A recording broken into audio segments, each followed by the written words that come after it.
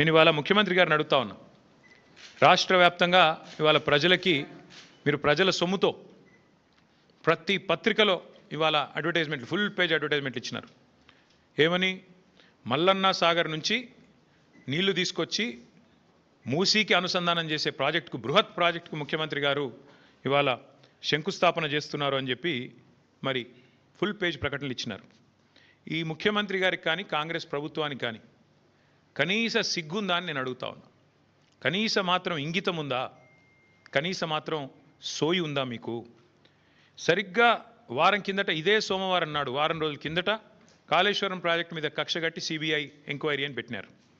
మరి ఈరోజు ఈ సోమవారం రోజు కేసీఆర్ గారు కట్టిన అదే కాళేశ్వరం ప్రాజెక్టు మీద ఆధారపడ్డ మూసీ జలాల అనుసంధానం అని పెట్టి ఇవాళ శంకుస్థాపన చేస్తూ ఉన్నారు. ఇక్కడ విచిత్రం ఏంటంటే, కాకపోతే ఎవరైనా మనిషి జ్ఞానం ఉన్నవాడైతే తల దగ్గర శంకుస్థాపన చేస్తారు. తల దగ్గర చేస్తారు. ఎక్కడైతే నీళ్లు ఉన్నాయో, ఎక్కడి నుంచి అయితే నీళ్లు తేవాలనుకుంటున్నారో అక్కడ శంకుస్థాపన చేస్తారు. కేవలం తలా తోక లేని వాళ్ళే తోక దగ్గర చేస్తారు. ఎందుకంటే బాధ ఏముంది ఈయనకి?